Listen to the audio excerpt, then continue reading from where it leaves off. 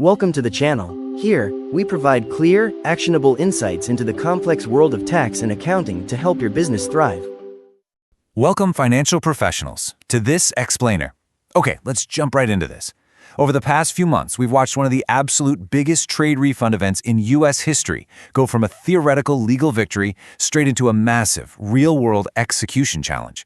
What started out as a highly complex customs and trade law issue is now sitting squarely on the desks of CPAs, controllers, and CFOs.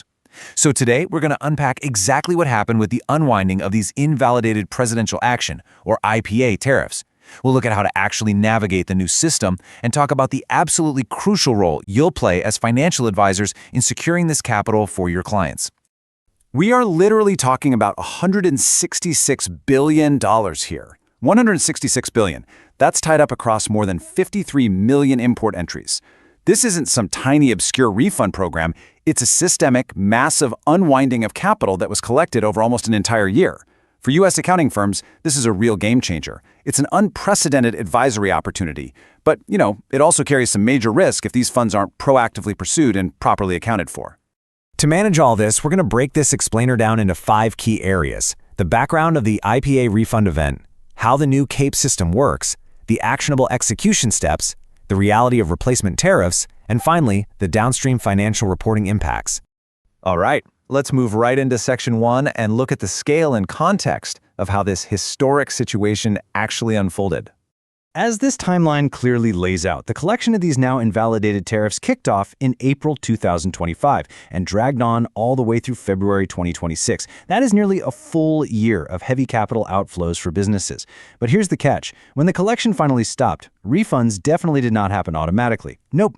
Following the court's direction, U.S. Customs and Border Protection had to actively build a dedicated refund mechanism, which launched on April 20th, 2026. The bottom line here, your clients have to go get their money. It's not just going to magically appear in their bank accounts.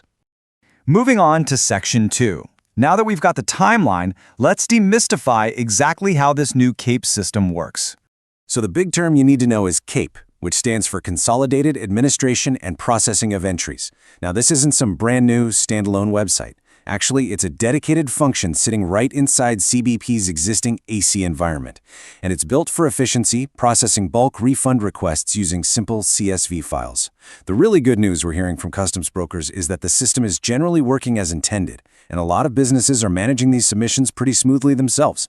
But, and this is a big but, you'll notice that Phase 1 of CAPE only covers about 40% of the IPA entries.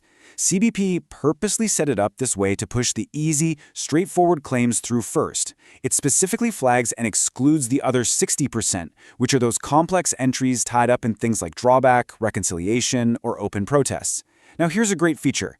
If you upload a CSV file with a mix of both, CAPE doesn't just reject the whole shebang. It just filters out the complex ones so your clean 40% can keep sailing through the pipeline.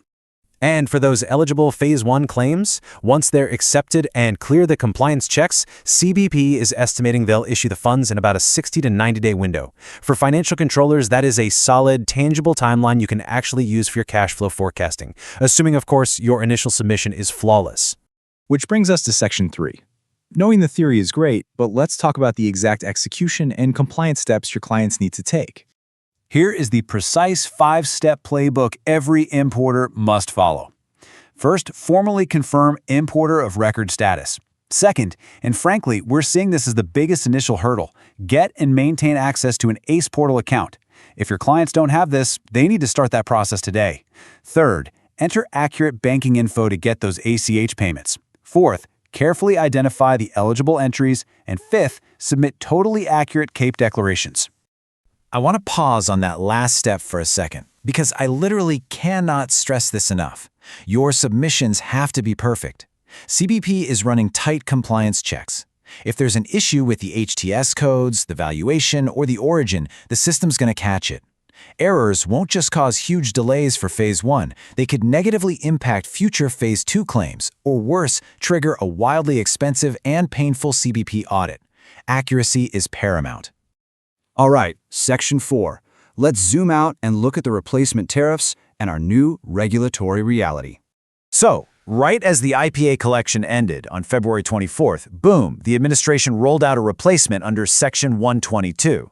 This brings in a flat 10% global surcharge on most imports, with very few, narrow exceptions.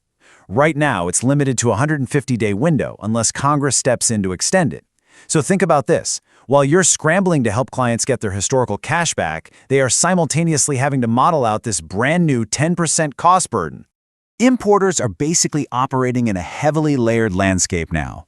On one side, you've got to model out the new temporary 10% Section 122 surcharge. On the other side, it's absolutely crucial to remember that the existing Section 232 and Section 301 tariffs remain in full effect alongside it. It's like a giant puzzle, and navigating this layered environment requires some seriously high-level strategic planning from financial advisors. Finally, let's hit Section 5. This is the absolute bread and butter for our CPAs and controllers, the downstream accounting and financial reporting impacts. The biggest takeaway for your balance sheets, that Supreme Court ruling did not instantly create a receivable. Nope. Because of all the uncertainty around eligibility and how CAP works, generally accepted accounting principles usually dictate that recognition occurs only after the eligible refunds are definitively identified and COBB fully accepts your CAP declaration. So you can't just book a massive windfall the day the ruling dropped.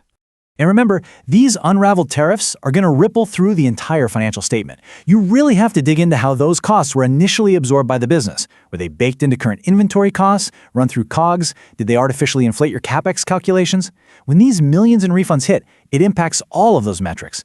Plus, you've got to evaluate the fallout across all federal, state, and local tax reporting. It's a highly complex, unwinding process. But it's not just internal accounting, it's external supply chain friction too.